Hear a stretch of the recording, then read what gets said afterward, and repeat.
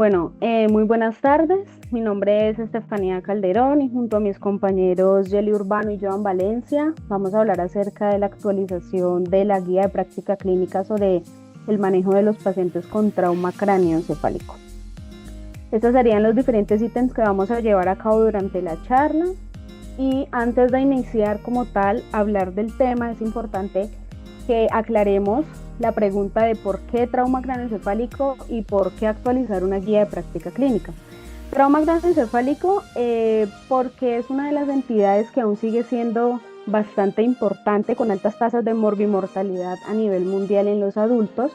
Y en cuanto a la actualización de la guía, porque como bien sabemos, la medicina no es estática y lo que queremos es que esa evidencia científica no se quede corta y podamos brindarle a los pacientes la mejor atención y de la mejor calidad. En cuanto ya ingresando como tal al tema, nosotros logramos evidenciar que la guía previa estaba sustentada con algunos años de antigüedad, lo que podría limitar su vigencia como tal, a diferencia de la actualización que sugerimos, en donde utilizamos estudios más recientes con recomendaciones basadas en la evidencia. Para la actualización, realizamos la revisión de la literatura disponible en las bases de datos, en donde inicialmente obtuvimos 362 resultados, de los cuales fueron llevados a evaluación de texto completo para obtener así 15 estudios de importancia, dentro de los que tenemos ensayos clínicos, guías clínicas y por supuesto estudios sistemáticos. En cuanto a la metodología y el enfoque clínico, lo que logramos evidenciar es que la guía anterior era algo muy generalizado, era muy descriptiva, y lo que proponemos en esta actualización es instaurar un manejo más estructurado y basado en riesgo gracias a la aplicabilidad del sistema GRADE como tal. Otro aspecto importante que tuvimos en cuenta es incluir nuevos conceptos, cubriendo esa necesidad de garantizar la vigencia y la pertinencia de esas recomendaciones emitidas. Y dentro de esos conceptos nuevos tenemos manejo neuroprotector multimodal, la ventilación neuroprotectora, la hipertensión intracraneana, presión intracraneal, presión de perfusión cerebral. Asimismo, analizamos de que la guía antigua contenía ciertos conceptos, los cuales creímos pertinente dejarlo para esta actualización. Sin embargo, lo que decidimos ajustar fueron las definiciones más actuales de acuerdo a la literatura más reciente. Entonces tenemos conceptos como lesión primaria, lesión secundaria, trauma craneoencefálico abierto y trauma craneoencefálico cerrado. Un aspecto importante que tuvimos para la actualización de la guía fue establecer las metas fisiológicas. En cuanto a la presión intracraneana, se ha visto que anteriormente se utilizaba un umbral más bajo, que eran 20 milímetros de mercurio. Sin embargo, lo que nos dice la evidencia actualmente es que se ha visto que a partir del punto de corte de 22 milímetros de mercurio es que se ha evidenciado pues como tal los desenlaces más fatales en los pacientes. Entonces decidimos tomar como punto de corte 22 milímetros de mercurio. En cuanto a la presión de perfusión cerebral, sigue siendo entre 60 y 70, no menor de 60 porque aumenta el riesgo de isquemia, y no mayor de 70 porque trae consigo complicaciones como edema pulmonar. Entonces se ha visto que ese lapso entre 60 y 70 los pacientes logran tener un resultado neurológico importante, sin presencia de complicaciones en su mayoría. En cuanto a la tensión o las cifras, límites de tensión arterial sistólica, anteriormente también se manejaba un solo valor para todos los pacientes, que eran 100 milímetros de mercurio. Sin embargo, lo que nos dice la literatura es que debemos tener en cuenta todos aquellos cambios fisiológicos que trae la edad. Por lo tanto, se establecieron dos puntos de corte, 110 para los adultos jóvenes y 100 para los adultos mayores. Otro aspecto importante en la actualización fueron las estrategias terapéuticas, las cuales vamos a abordar más ampliamente. Sin embargo, cabe resaltar acá que los anticonvulsivantes tienen un uso selectivo, es decir, aquellos pacientes con alto riesgo de epilepsia temprana. El uso de los antibióticos en aquellos pacientes que tienen o están cursando con trauma craneoencefálico penetrante o abierto y cerrado, pero que vayan a ser intervenidos quirúrgicamente para evitar la resistencia bacteriana. Y por supuesto lo que es la tromboprofilaxis temprana, que se puede utilizar siempre y cuando los pacientes estén hemodinámicamente estables y que no se evidencie transformación hemorrágica en el TAC. En cuanto a los criterios para solicitar interconsulta por neurocirugía, lo que hicimos fue realizar un ajuste y dividirlos en criterios imagenológicos y criterios clínicos para así obtener una intervención más oportuna frente a los pacientes. El objetivo entonces de esta actualización es estandarizar esos criterios diagnósticos, esas metas fisiológicas y esas estrategias terapéuticas que nos ayudan a prevenir la aparición de lesión secundaria y disminuir la morbimortalidad y por supuesto todo lo que trae consigo el trauma craneoencefálico. La población objetivo, aquellos pacientes adultos con diagnóstico de trauma craneoencefálico independientemente del grado de severidad, y esta guía va dirigida a todo el personal de salud quienes están involucrados en la atención y el manejo de los pacientes con trauma craneoencefálico en los ámbitos de urgencia, UCI, hospitalización y quirófano de la Clínica Colombia. Inicialmente mencioné que el sistema GRADE nos ayudó muchísimo porque nos orientó para clasificar la calidad de la evidencia y por supuesto la fuerza de las recomendaciones para plantear una guía mucho más transparente, más estructurada y más reproducible entre las instituciones.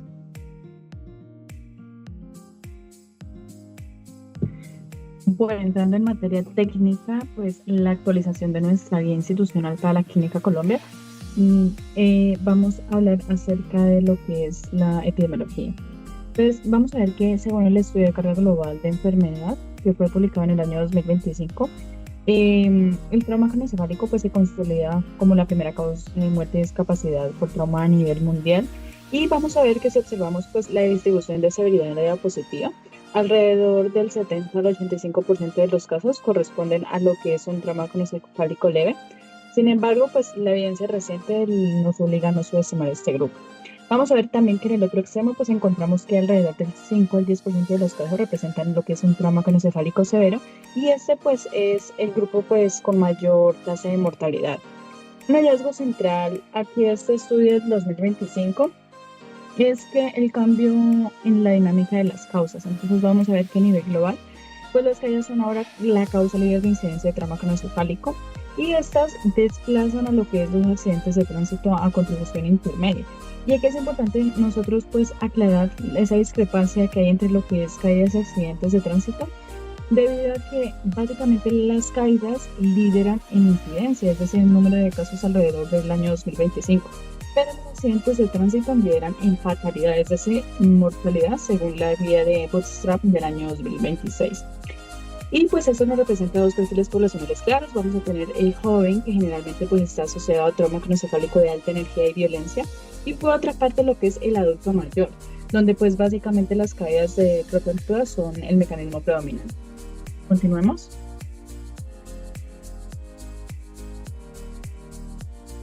Entrando en materia técnica, la actualización pues de nuestra guía institucional para la Clínica Colombia no es solo como una lista de procedimientos, sino que más bien es como un esquema de manejo jerarquizado.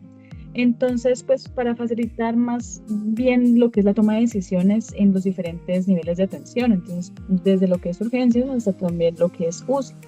Nosotros lo que hemos hecho pues es dividir el plan de manejo en intervenciones clave, y eso lo hicimos bajo las clasificaciones del sistema GRADE, y eso pues nos permite básicamente alinearnos con los estándares internacionales pues más exigentes. Continuemos. A continuación pues nosotros vamos a desarrollar cada uno de estos ítems, comenzando pues por lo que son los protocolos de estabilización inicial, los criterios de estratificación de riesgo en el servicio de urgencias y entre otros ítems. Entrando en la fase operativa de nuestra guía, pues la valoración inicial se ha categorizado básicamente como una recomendación clase 1 con nivel de evidencia A. Y aquí el énfasis clínico no es simplemente la revisión del trauma, sino que también una estandarización de la reanimación como la primera y como la más efectiva medida de neuroprotección para mitigar lo que es una cascada de lesión cerebral secundaria. Entonces, pues aquí ocurre algo importante, y es el cambio del paradigma de lo que es la X antes que la A. Entonces, la adopción pues de este enfoque X es porque, aunque pues como bien sabemos, la vía aérea es vital, nuestra prioridad absoluta aquí es la X como control de hemorragia exsanguinante. Entonces, la evidencia que se revisó es contundente y nos explica que incluso pues solo un solo episodio de hipotensión arterial se puede asociar con lo que es la duplicación del riesgo de mortalidad en el trauma craneoencefálico. Y pues básicamente nosotros sabemos que pues un cerebro hipotenso puede perder la capacidad de autorregulación y se puede volver pues mucho más susceptible a una lesión secundaria. Entonces, por lo tanto, antes de cualquier manipulación avanzada de la vía aérea, nosotros debemos es garantizar lo que es una perfusión sistémica. En cuanto a las metas de neuroprotección sistémica, nosotros al abordar lo que es el ABC y el objetivo es la neurofisiología cerebral. Entonces, iniciando con lo que es la vía aérea y la respiración, básicamente nosotros buscamos es una ventilación neuroprotectora y como vemos en la diapositiva, las metas pues es mantener una saturación de oxígeno mayor o igual a 94% y una presión arterial de dióxido de carbono estricta de 40 milímetros de mercurio. Esto pues con la finalidad de que de evitar tanto lo que es la hipoxia como la hiperoxia, que pues han demostrado generar un estrés oxidativo perjudicial. Continuando con la circulación, el protocolo pues exige mantener una presión arterial sistólica y vamos a ver que en los adultos jóvenes se solicita pues que la meta sea mayor o igual a 110 milímetros de mercurio y en los adultos mayores mayor o igual a 100 milímetros de mercurio. Si el paciente pues ya cuenta por otra parte con lo que es la monitoría PIC, nosotros pues buscamos una presión de perfusión cerebral de 60 a 70 milímetros de mercurio. Pero la actualización hace un punto importante aquí y es que nos recomienda evitar establecer como una presión de perfusión cerebral rígida y lo que nos solicita es favorecer la individualización según lo que es la monitorización neurológica y también pues la evolución clínica. Continuando finalmente con lo que es el estado neurológico, la guía aquí nos introduce pues el concepto de ABC neuroquirúrgico y el objetivo pues ya no es obtener solamente un Glasgow rápido, sino que se pide realizar una evaluación neurológica estructurada serial y posterior a la estabilización inicial. Entonces, lo que se solicita es que se la haga de manera seriada y no como se lo hacía anteriormente. A continuación, vamos a explicar otra cosita sobre lo de la evaluación neurológica. ¿Puedes continuar, por favor? Eso. En cuanto a la toma de laboratorios, una vez pues establecida lo que es la fisiología inicial, nuestra guía avanza a lo que es la confirmación metabólica y hemodinámica. Entonces, esto lo hemos categorizado, pues, la toma de laboratorios como una recomendación clase 1 con nivel de evidencia BNR. Y lo fundamental aquí es la identificación de alteraciones sistémicas que puedan alterar lo que es el pronóstico funcional de los especialistas, que básicamente buscan preservar en el quirófano. Entonces, como ven aquí en la diapositiva, a nivel de los principios claves, la importancia de estos estudios pues se centra en lo que es el trauma craneoencefálico moderado y severo. Sin embargo, hemos actualizado pues el protocolo para incluir lo que es el trauma craneoencefálico leve, pero con factores de riesgo. Entonces, uno de los factores de riesgo es como por ejemplo el uso de anticoagulantes o también la presencia de comorbilidades sistémicas, donde básicamente pues por ejemplo el caso de presentar una coagulopatía inadvertida puede transformar lo que es un manejo expectante pues en una urgencia quirúrgica. Entonces aquí el objetivo es claro y es detectar básicamente pues desviaciones en lo que es la homeostasis que puedan favorecer el edema cerebral, que pues aumente la excitotoxicidad o por ejemplo la progresión de hemorragias intracraneales. En cuanto a los análisis paraclínicos y metas fisiológicas, dentro de lo que es pues los paraclínicos principales, quiero enfatizar aquí en 3 pilares críticos para el manejo neuroquirúrgico. Y es que, por ejemplo, en el perfil de coagulación y hemograma, nuestra meta es garantizar una hemoglobina mayor o igual a 7 gramos sobre decilitro, también unas plaquetas que sean mayor o igual a 100.000 y un INR menor a 1,4. Pues estos valores pues, son mandatorios, sobre todo para minimizar lo que es la expansión de hematomas y también pues, asegurar un campo quirúrgico seguro. Con relación a los electrolitos y sodio, pues el control del sodio aquí es estricto y nosotros pues lo que buscamos son rangos fisiológicos. El objetivo que se recomienda según pues la evidencia es de 135 a 155 en UCI, sobre todo para evitar lo que es cambios en los meridianos que agraven el edema cerebral.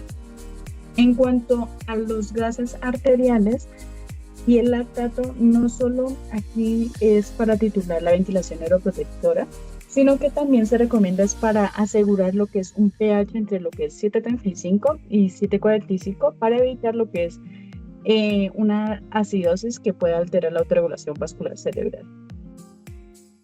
Posteriormente, también pues con un concepto importante sobre el control de la glucemia, sabemos que este es un punto crítico y un cambio fundamental pues en esta actualización es la meta glucémica. Se recomienda pues mantener unos niveles de glucemia entre 140 y 180. El énfasis clínico aquí es evitar los extremos. Entonces pues como bien sabemos la hipoglucemia pues es neurotóxica per se, mientras que la hiperglucemia pues es extrema, también puede exacerbar lo que es el edema cerebral y lo que es una acidosis láctica tisular. En resumen, pues estos laboratorios nos permiten pasar de lo que es reanimación empírica a una terapia dirigida por metas. Continuando con el examen neurológico y avanzando pues en la fase operativa, nosotros en esta intervención pues vamos a ver que cuenta con la máxima fuerza de recomendación, que es clase 1 con nivel de evidencia A. El principio aquí clave que hemos estandarizado es que esta evaluación debe ser inmediata tras la estabilización XABCE, garantizando pues que los hallazgos reflejen lo que es el daño cerebral primario y pues que también no sean sesgados, por ejemplo, por hipotensión o hipoxia que no estén corregidas. Entonces, aquí lo que se recomienda es que la escala de coma de Glasgow siempre se la debe realizar es post-reanimación hemodinámica. Y eso pues nos evita lo que es el error común de clasificar, por ejemplo, pues a un paciente con trauma craneoencefálico severo cuando en realidad está en un choque hipovolémico. Y en cuanto a las herramientas principales que nos recomienda la evidencia, es la escala de coma de Glasgow. Esta pues sigue siendo nuestro estándar de oro para la clasificación de severidad. Sabemos que leve es entre 13 y 15 puntos, moderado entre 9 a 12 puntos y severo menor o igual a 8 puntos. Sin embargo, pues la actualización exige que la puntuación se registre siempre de forma desglosada, como lo explicaba anteriormente, es decir, manera ocular, verbal y motora, y estrictamente post-reanimación. Como novedad institucional, también se sugiere en la guía complementar esta valoración con lo que es la escala de Nies en pacientes sobre todo con déficit focal o con sospecha de lesión vascular traumática. Entonces, aunque como bien sabemos esto no reemplaza la escala de Glasgow, el NIS lo que nos permite es como una cuantificación un poco más fina de la focalidad y pues nos facilita la detección de síndromes neurovasculares que podrían pasar por desapercibidos. Con la evaluación clínica dirigida y metas, pues aquí al descender a la evaluación clínica específica, pues nosotros nos centramos en 3 ejes. Tenemos lo que es las pupilas, la respuesta motora y los reflejos del tronco. Con relación pues a las pupilas, hemos definido pues que la anisocoria mayor o igual a 1 milímetro, una pupila que no sea reactiva, debe interpretarse pues como un signo inminente de herniación oncal o un compromiso del tercer par. Y esto pues debe activar una respuesta quirúrgica inmediata. Con relación a la respuesta motora, nosotros pues buscamos identificar básicamente las asimetrías o la aparición, por ejemplo, de posturas de decorticación o de cerebración, porque eso pues son indicadores críticos de disfunción del tronco de hipertensión intracraneal refractaria. Y continuando finalmente con los reflejos del tronco, especialmente en lo que es pacientes con un Glasgow menor o igual a 8, porque pues aquí hay que tener en cuenta la integridad del tallo cerebral que nosotros debemos verificar pues para establecer lo que es el pronóstico inicial.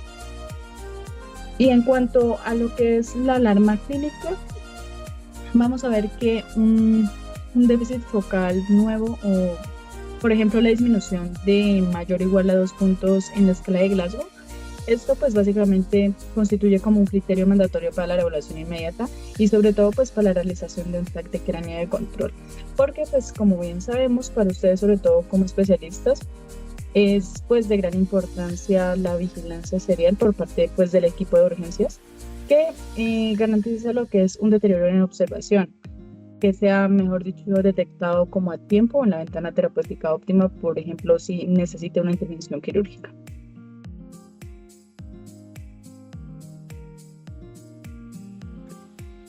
Continuando con el flujo de manejo, pues entramos en lo que es la fase de certificación imaginológica definitiva.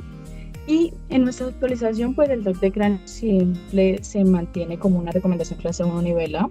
Para el equipo de urgencias, el TAC no solamente pues es un estudio diagnóstico, sino que es esa herramienta que nos permite a nosotros identificar lesiones de masa críticas, como por ejemplo pues, los hematomas epidurales o subdurales, o pues también las desviación de línea media que sea mayor a 5 milímetros. Entonces, básicamente eso lo que hace pues es activar la intervención inmediata. Entonces, el objetivo pues aquí es realizar esta imagen de forma precoz pues para prevenir que una lesión primaria progrese hacia una hipertensión intracraneal refractaria o incluso pues a otra lesión. Nosotros en esta guía lo que hemos hecho es protocolizar criterios de alto riesgo que exigen pues un TAC de inmediato, y un punto de inflexión aquí es la vigilancia del Glasgow. Entonces se sugiere que si el paciente presenta una disminución de mayor o igual a 2 puntos durante la observación, pues la imagen es mandatoria, y esto pues nos permite capturar básicamente como ese intervalo lúcido clásico antes del deterioro irreversible. También tenemos lo que es sospecha de fractura de cráneo abierta o deprimida, también los signos de fractura de base de cráneo como los vemos en la diapositiva, el déficit neurológico focal, convulsiones postraumáticas, pupila no reactiva o anisocoria. Una mención aquí especial que merece pues el paciente es bajo terapia antitrombótica. La autorización de la guía institucional es enfática en este punto y nos habla de que el uso pues de anticoagulantes como por ejemplo lo que es warfarín, anticoagulantes orales de acción directa o incluso también lo que es antiagregación dual, obliga a que la neuroimagen inmediata, pues independientemente de lo que es la estabilidad clínica. Entonces sabemos que estos pacientes pues tienen una alta probabilidad de expansión hemorrágica siliente y asimismo pues la presencia de focalidad neurológica como convulsiones o también pues la presencia de anisocoria mayor o igual a 1 milímetro, pues son como de estos disparadores automáticos porque pueden sugerir compromiso de lo que es pares craneales o también pues una herniación uncal en curso. Con relación al riesgo intermedio, aquí también tenemos unos puntos críticos y es, por ejemplo, 2 o más episodios de vómito. Aquí el criterio de edad es mayor o igual a 65 años, esto es fundamental. Como bien saben, pues el cerebro atrófico lo que permite pues es como colecciones hemorrágicas significativas que se expandan con síntomas mínimos hasta que básicamente pues la compliance intracraneal se agota. Por ello, pues la edad es un factor independiente para lo que es realizar un TAC inmediato en nuestro protocolo.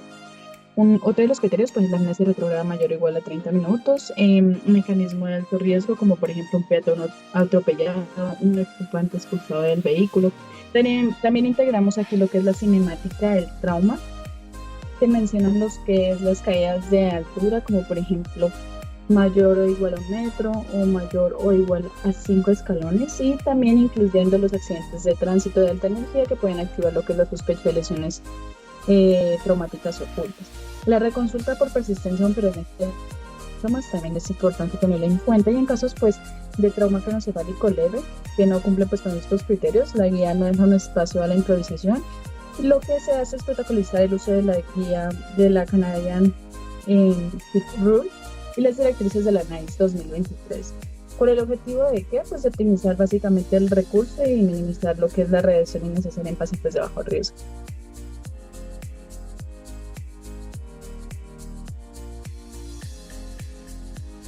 Bueno, continuando con la parte del angiotac, pues esta recomendación es clase 2A nivel BNR.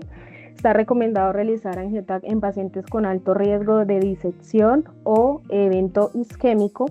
Sin embargo, la aplicación o no del angiotac ha sido un tema que encontramos que ha sido muy debatible a lo largo de los años, porque anteriormente lo que se hacía era realizarle angiotac a todos los pacientes politraumatizados. Sin embargo, la evidencia actual muestra que el beneficio no supera los riesgos y el costo cuando estamos frente a una probabilidad baja de lesión vascular. Es decir, muchas veces se enviaban estudios innecesarios y aumentábamos los casos de falsos positivos en los pacientes. Por lo tanto, digamos que en esta actualización quisimos operar o más bien sugerir la realización del angiotac bajo los criterios Denver modificados, en donde se dividen de acuerdo a signos y síntomas como déficit neurológico focal, no explicado por TAC, hemorragia cerebral incompatible con mecanismos reportados, soplo cervical, síndrome de Horner o infarto cerebral en neuroimagen.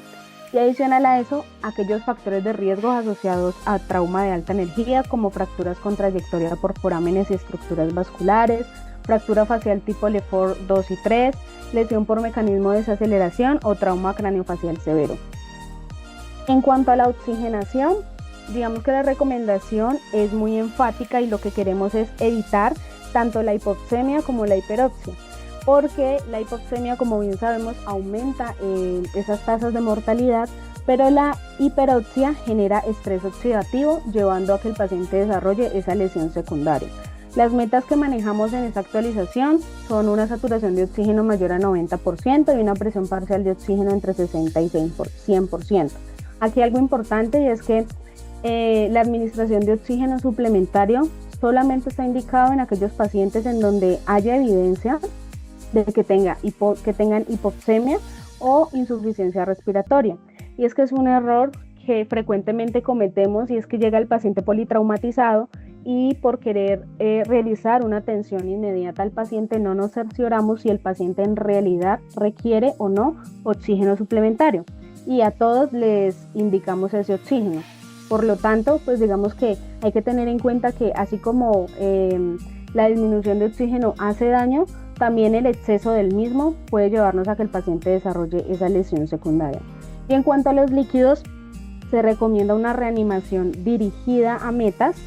Es una recomendación clase 1 nivel A, en donde lo ideal, la meta de tensión arterial sistólica, como lo hemos venido mencionando a lo largo de la charla, para los adultos jóvenes sería 110 y para los adultos mayores 100.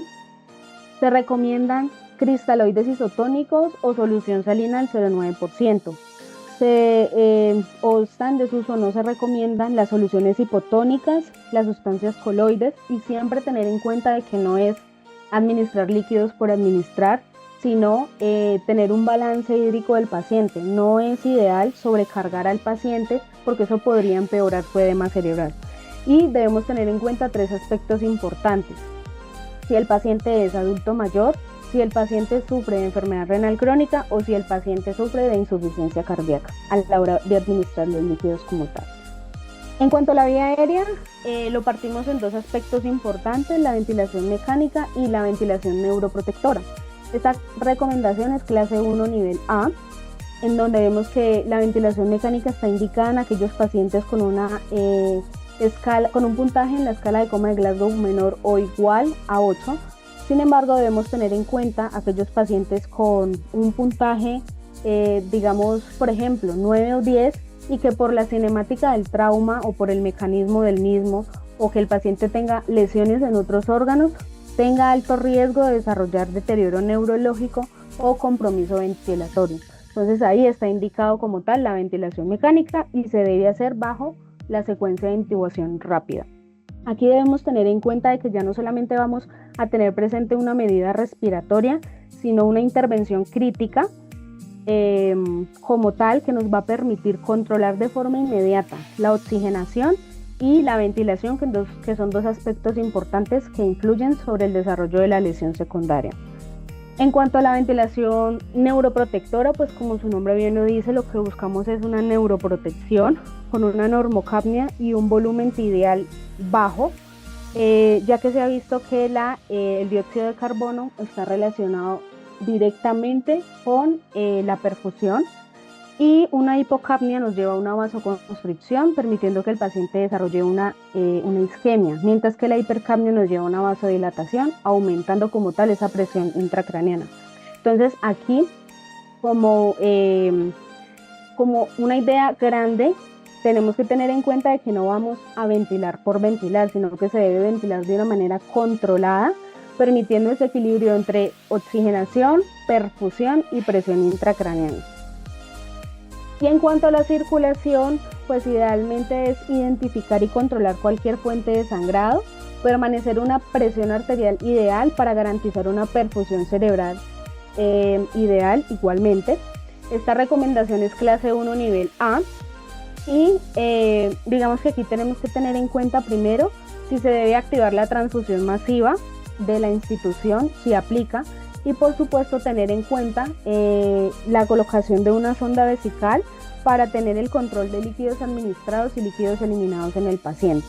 Adicional a eso, tener en cuenta las metas que ya hemos planteado: una tensión arterial sistólica para los adultos jóvenes mayor a 110, para los adultos mayores mayor a 100 y una presión de perfusión cerebral entre 60 y 70 sería lo ideal. Hola, buenas tardes. En cuanto a lo que viene siendo el manejo de los anticonvulsivantes, en este caso se recomienda realizar una profilaxis anticonvulsiva para prevenir, pues, digamos, ciertas convulsiones tempranas, y esta debe hacerse en los primeros 7 días desde que el paciente ingresa al servicio de urgencias, y esta está indicada en pacientes con trauma craneoencefálico severo o con alto riesgo de crisis epilépticas tempranas. Esta profilaxis, además de eso, el paciente debe cumplir los siguientes criterios, donde tenemos que una escala de coma de Glasgow menor o igual a 10 puntos, que el paciente presente contusión cortical, hematoma subdural, epidural o intraparenquimatoso, fractura de cráneo deprimida, lesión penetrante craneal o una convulsión dentro de las primeras 24 horas posterior al trauma.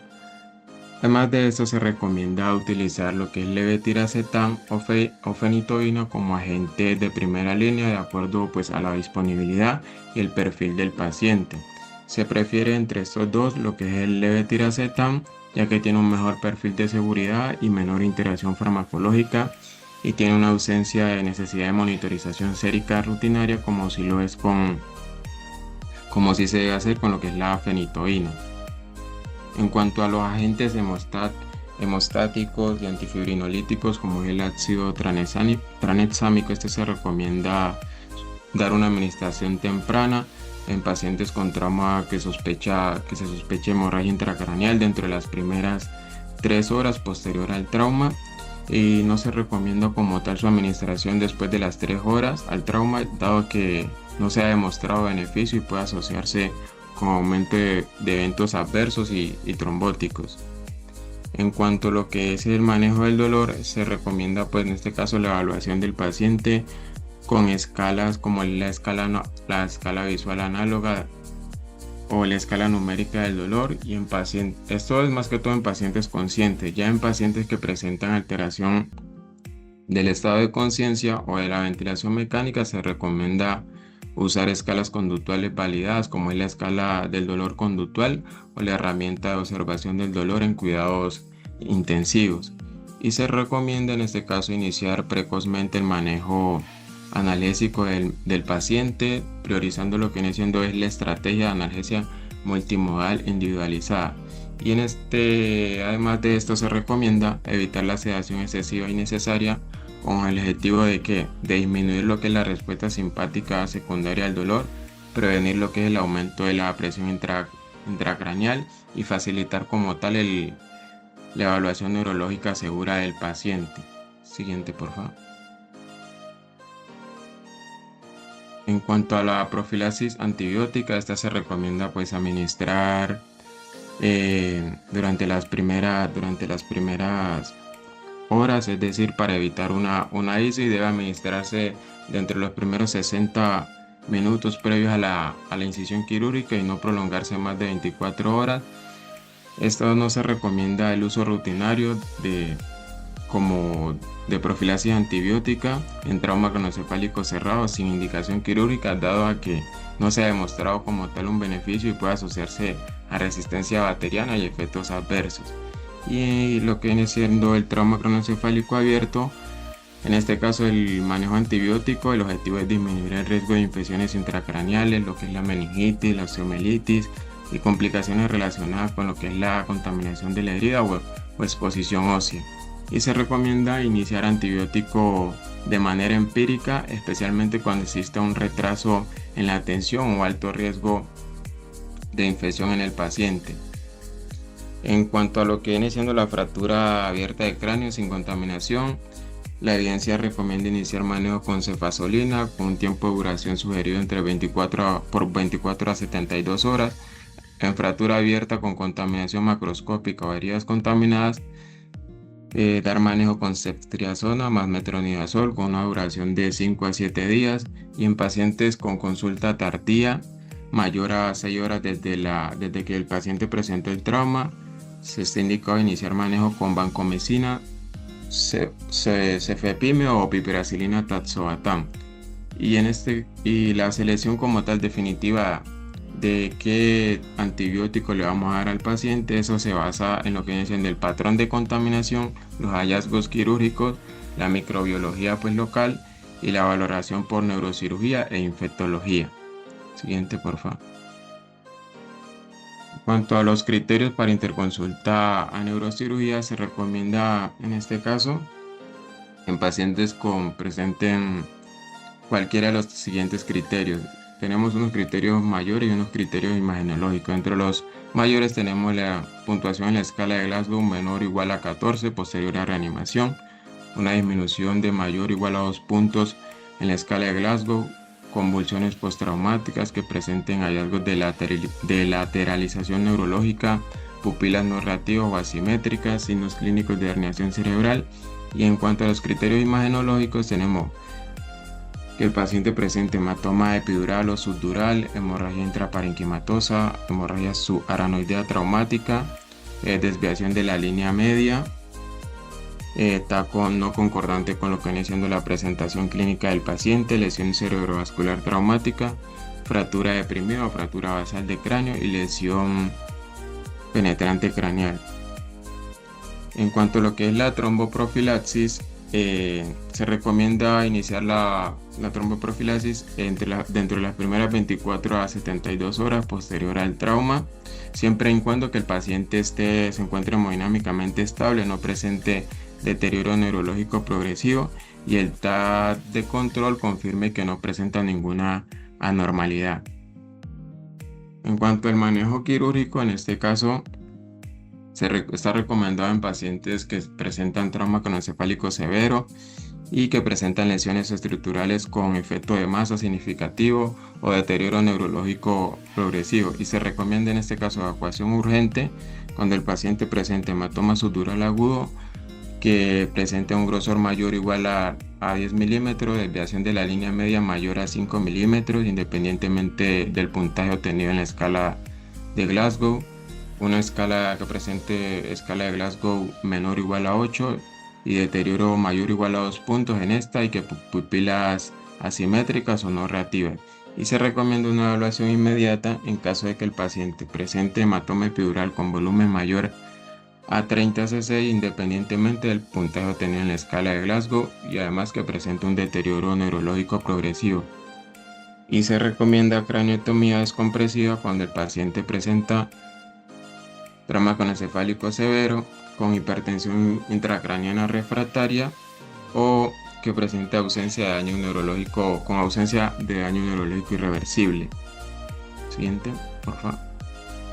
Cuanto a la monitorización de la presión intracraniana, se recomienda en este caso esta monitorización invasiva en pacientes con trauma craneoencefálico severo que presenten hallazgos anormales en el TAC, como lo son hematoma intracraneal, contusión cerebral, edema cerebral, compresión de cisternas basales o herniación, o que tengan un TAC inicial normal pero que el paciente sea mayor de 40 años, que presente hipotensión sistólica menor a 90 milímetros de mercurio o que tenga posturas motoras anormales.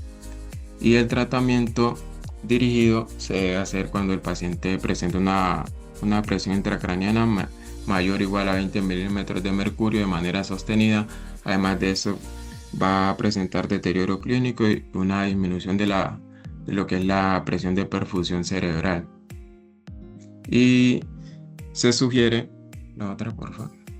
se sugiere priorizar la disponibilidad en estos casos institucional de sistemas de monitorización intraparenquimatosa de lo que es la PIC en pacientes candidatos, pues en este caso a neuromonitorización avanzada. Entre las tecnologías pues actualmente utilizadas tenemos el sensor intraparenquimatoso tipo fibra óptica, el microtransductor como el Command y ya el catéter ventricular externo. Eso más que todo se usa en pacientes con necesidad simultánea de drenaje terapéutico de líquido cefalorraquídeo. Siguiente, por favor. Cuanto al trauma craneoencefálico leve, pues en este caso lo importante es entender que no todos los pacientes con TCE leve requieren TAC ni hospitalización. Se recomienda realizar el TAC de cráneo en pacientes que cumplan los criterios de alto riesgo, como lo son, como ya lo mencionó mi compañera anteriormente. Y en ese caso se recomienda realizar una observación hospitalaria cuando el paciente tenga un riesgo de progresión, tenga comorbilidades significativas, tenga dificultad para el seguimiento ambulatorio o se le realice un TAC de control y muestre hallazgos anormales. En estos casos, en estos pacientes se recomienda la observación en el servicio de urgencia o una unidad de corta estancia con seguimiento neurológico, pues en este caso seriado. Y los pacientes con este tipo de trauma se puede considerar alta segura si presenta una puntuación en la escala de Glasgow de 15 y no existe un deterioro neurológico y el paciente está acompañado, pues en este caso, por un adulto responsable y tiene la capacidad de regresar en caso de que presente algún signo de alarma. Cuanto al trauma craneoencefálico moderado, pues estos pacientes, debido al significativo riesgo de deterioro secundario, requieren una vigilancia hospitalaria pues estricta, y a todos estos pacientes se les va a hacer el TAC de cráneo, el TAC de cráneo simple de manera temprana, y durante la hospitalización esos pacientes requieren una monitorización neurológica con la escala de Glasgow cada 15 a 30 minutos durante las primeras horas, y posteriormente ya se hace un seguimiento cada hora según pues la estabilidad clínica que presente el paciente. Y en eso está recomendado repetir el TAC de cráneo de forma inmediata si el paciente presenta un deterioro neurológico, una disminución en la escala de Glasgow mayor o igual a 2 puntos, si presenta un nuevo déficit focal o signos de hipertensión intracraniana. Y no se recomienda en estos casos realizar un TAC de control rutinario a las 24 horas si el paciente tiene ausencia de deterioro clínico, salvo ya en pacientes con lesiones intracraneales pues significativas o alto riesgo de progresión hemorrágica. Y en estos pacientes se sugiere pues hospitalización, unidad de cuidados intermedios o áreas de monitorización neurológica continua. Y si el paciente en esos casos presenta una mejoría clínica sostenida y una estabilidad pues neurológica y no se identifican lesiones quirúrgicas cuando se le realiza el TAC de control, puede considerarse un egreso hospitalario, pero con previa valoración por neurocirugía. Y en cuanto al trauma craneoencefálico severo, estos pacientes pues presentan alto riesgo de deterioro neurológico y mortalidad, por lo que requiere un manejo rápido y coordinado. Y en estos pacientes pues sí se debe realizar de manera urgente el TAC de cráneo pues simple, y además de eso se debe considerar lo que es la realización de un TAC de columna cervical pues según el mecanismo del trauma y la evaluación clínica. Y todos los pacientes con TCE severo requieren monitorización y cuidado en unidad de cuidados intensivos para una valoración y un cuidado más especializado del paciente. Siguiente, por favor. En cuanto a los medicamentos usados, los anticonvulsivantes, tenemos lo que es el levetiracetam, la fenitoína, el ácido valproico. Para lo que es la sedación y analgesia, el midazolam, el propofol, fentanilo, hidromorfona, morfina, dipirona, acetaminofén. Para el manejo de la hipertensión intracraniana tenemos la solución salina hipertónica al 3%, al 7.5%, el manitol al 20%. Y para el soporte hemodinámico, la norepinefrina, la adrenalina y otros, tenemos lo que es el cloruro de sodio y el rocuronio. Siguiente, por favor. Bueno, aquí le vamos a presentar el algoritmo diagnóstico y terapéutico del trauma craneoencefálico. Siguiente. El paciente con sospecha de trauma craneoencefálico se le hace una valoración inicial, que es el XABCDE, y aquí valoramos lo que es también la escala de Glasgow. Según el puntaje que nos dé la escala de Glasgow, miramos si el paciente requiere o no de una intubación. En caso lo requiera, se le hace una secuencia de intubación rápida y se continúa con la valoración inicial. Si no requiere una intubación. En este caso también se continúa con la valoración inicial. Luego, posterior a esto, se hace una clasificación según la escala de Glasgow del trauma craneoencefálico, si es leve, moderado o severo. Luego miramos si el paciente cumple con criterios para realización de la tomografía de cráneo. En caso de presentar, si presenta un trauma craneoencefálico, si tiene criterios, pues se le realiza el TAC de cráneo, y si no, pues se lleva a observación clínica. En TC moderado, estos pacientes sí o sí requieren TAC de cráneo. En TC severo también requieren la realización de TAC de cráneo de manera urgente y vigilancia en unidad de cuidados intensivos. Luego lo que vamos a valorar son los hallazgos quirúrgicos. Dentro de esos hallazgos quirúrgicos tenemos hematoma epidural mayor a 30 cc, subdural mayor o igual a 10 milímetros, una desviación de la línea media mayor o igual a 5 milímetros, o que presente un deterioro mayor o igual a 2 puntos en la escala de coma de Glasgow, o que presente hipertensión intracraneana refractaria. Siguiente. En caso de que el paciente presente hallazgos quirúrgicos, requiere interconsulta inmediata por neurocirugía. Ya neurocirugía va a valorar, en este caso, si el paciente presenta un deterioro neurológico, se le realiza un TAC de control, y según lo que presente la evidencia mostrada en el TAC de control, se le da pues un manejo más escalonado. Si el paciente presenta una estabilidad clínica, se debe continuar manejo hospitalario, y si presenta una mejoría sostenida, evaluar regreso pues con signos de alarma. En caso de que el paciente no requiera manejo, no presente hallazgos quirúrgicos, en ese caso se le da un manejo médico, donde se busca básicamente la administración de oxígeno titulado, evitando lo que es la hiperoxia. Se va a dar manejo de la tensión arterial sistólica mayor o igual a 100 a 110, manteniendo también lo que es una normocáneo, la glicemia en un rango entre 140 y 180, una normotermia y control del dolor y sedación adecuada.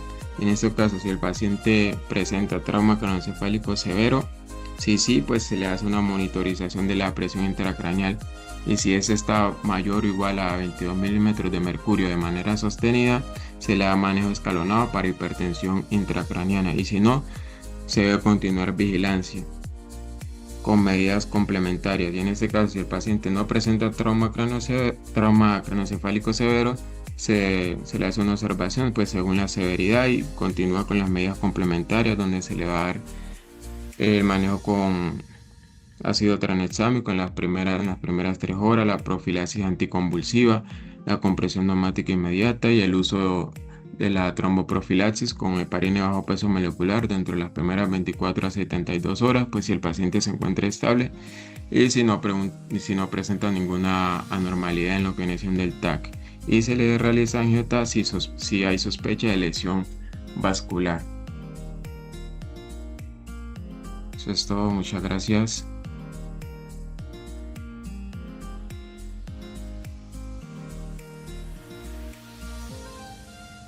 Muchísimas gracias, doctores. A continuación le doy paso a uno de los evaluadores, el doctor Jaime Andrés Trujillo. Adelante, doctor, con las preguntas, sugerencias y otra información que tenga. Gracias. Bueno, buenas tardes. Escuché con atención. En general la guía me parece que está bien, me parece que está acorde a el sitio pues donde estamos acá en la institución, en la Clínica Colombia, pero tengo una duda.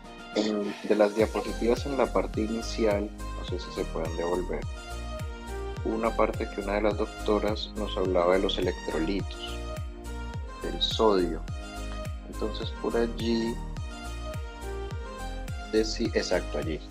por allí decía que el plan, es decir, no entiendo si la meta de lo que sugieren allí es que mantengamos un sodio de 135 hasta 155, es lo que sugieren, o que ese es el valor normal, o ahí sí ustedes que están en el primero pregunta.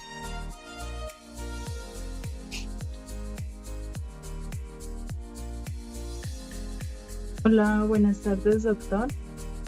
Pues para el manejo general, lo que se recomienda es mantener el sodio sérico pues dentro de los rangos fisiológicos. Sobre todo, pues, evitando lo que es estrictamente tanto lo que es la hiponatremia como la hipernatremia, debido pues que, como bien sabe usted, pues ambas alteraciones impactan negativamente sobre lo que es el edema cerebral y la presión intracraneal. Ahora, por ejemplo, con relación al manejo de la hipertensión intracraneana, pues cuando se utiliza, por ejemplo, en el caso de que se use la solución salina hipertónica 3%, el control de la presión pues establece como una meta específica, lo que es de 145 a 155, pero la que está ahí es la que generalmente es el manejo general. Ok, lo que pasa es que está mal el rango. El rango de normalidad es de 135 a 145.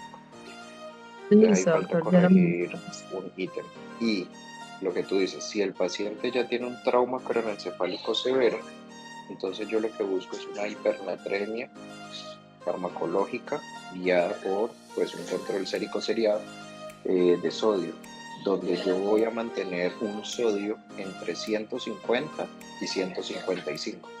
Y yo al paciente con trauma craneoencefálico severo, con edema cerebral, lo mantengo entre 150 y 155, pues lo voy a tener, digamos, en unas óptimas condiciones neuroprotectoras, que eso iría junto con lo que ustedes bien dijeron, de las metas en gasometría arterial, de ventilación mecánica, etc. Entonces, ¿cómo corregir ese dato allí? Entonces, por eso era mi primera pregunta. La segunda... Listo, doctor, muchas gracias. La segunda pregunta, más adelante, cuando hablan del ácido tranexámico. Una de las diapositivas que ya mencionó, creo que ya está hablándolo el doctor. Allí, es. Atrás, creo que atrás. Ahí lo pasaron, cuando habla de trauma craneoencefálico, del ácido tranexámico.